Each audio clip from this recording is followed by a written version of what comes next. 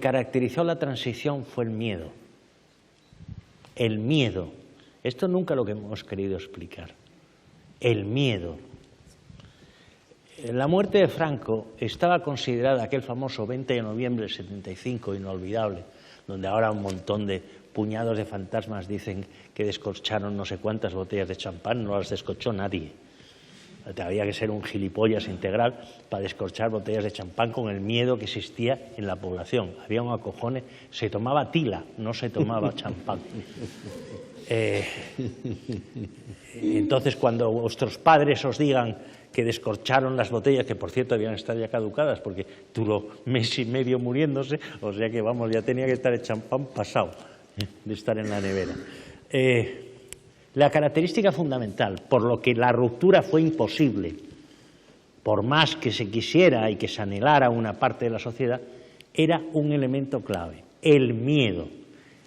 A la muerte de Franco, todos los partidos, sin excepción, todos, habían declarado que ese mismo día se iniciaría una huelga general.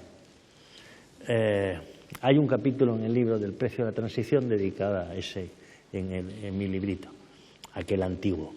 Ese día hay un montón de datos, que decir que cuando los obreros, y yo entonces todavía estaba en el PC, los obreros fueron a las fábricas, los más voluntariosos, quiero decir que fueron a las fábricas a intentar que se hiciera una huelga general, vamos, la gente los miraba como si estuviera, evidentemente se tardó 1 minuto y medio en darse cuenta que no había condiciones no para la huelga general, sino para piar, para decir pío pío, que es decir, no había ninguna posibilidad.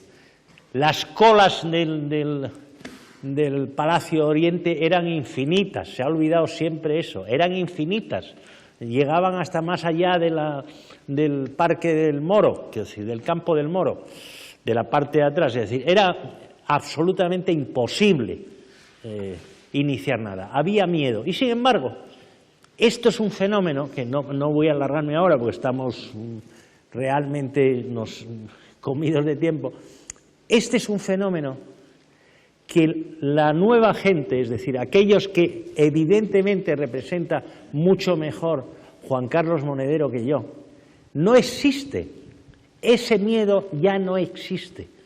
Es decir, el peso de 40 años de la dictadura a mí me pesa mucho más que al colega Monedero, me pesa mucho más. Nos afecta a todos, pero nos pesa de diferente manera. ¿En qué sentido? En el miedo. El miedo fue una componente fundamental de la transición. Sin el miedo, tradúzcase consenso, pacto de la Moncloa, lo que usted quiera. Sin el miedo no se hubiera producido todos esos fenómenos, porque simplemente el recuerdo de la guerra civil y sobre todo de la represión de la posguerra era tan fuerte que la paz era a cualquier precio, y digámoslo así, a cualquier precio, no volver a repetir la experiencia. Y esto se ha terminado. Esto sí que es un rasgo nuevo.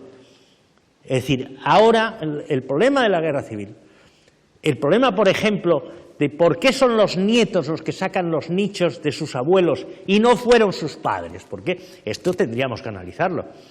Es decir, la inmensa mayoría de los nichos que se están abriendo para recuperar a los abuelos lo hacen los nietos, no lo hacen los hijos. Los hijos de mi generación esas cosas no las hacían. Es más, ni siquiera decía dónde estaban enterrados. Eso es un movimiento a partir de superar el miedo. El miedo ya no existe, entonces evidentemente las posibilidades de una ruptura, yo que soy más bien escéptico en general, son bastante más posibles ahora de los que eran entonces, porque ahora hay una nueva generación que no tiene miedo. Tiene miedo al despido, al hambre, a la necesidad, etc. Pero eso es un miedo activo, o puede ser un miedo activo. Pero el miedo de entonces era un miedo secular, era un miedo metido en las venas, era un miedo que heredado, era de una fuerza aplastante. Cuando se dice que había mucha gente que peleaba contra la dictadura, no digamos boberías, éramos 4 y el de la moto. Y el de la moto no siempre estaba. Es decir, toda esa historia es equivocada y por eso no hubo ninguna posibilidad de ruptura. Ninguna posibilidad de ruptura. A ningún partido se le ocurrió, a la muerte de Franco, salir a la calle. En la misma medida, que es un hecho importantísimo, que el 23 de febrero del 81, cuando se produce el golpe de Estado, no hubo nadie que saliera a defender la democracia. Nadie. Que no les cuenten mentiras, no salió nadie.